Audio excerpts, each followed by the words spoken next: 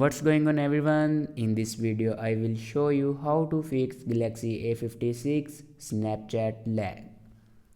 So let's start the video. First of all, restart your device. For restart your device, press and hold power button and then click on restart. After restart your device, then open settings and scroll down and click on apps. Now scroll down and click on Snapchat.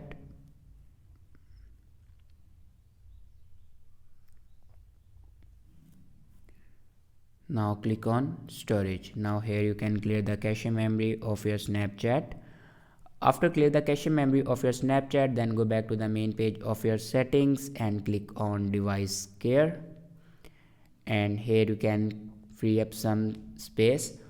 After free up some space, then go back to the main page of your settings and click on software update. And here you can check your latest version will be updated or not. If it doesn't update to latest version, then update it to latest version. After updating a latest version, then go back to your home screen and reinstall your Snapchat. Firstly, uninstall your Snapchat and then again install your Snapchat. After that, your problem will be fixed. I hope this video is helpful for you. Thanks for watching.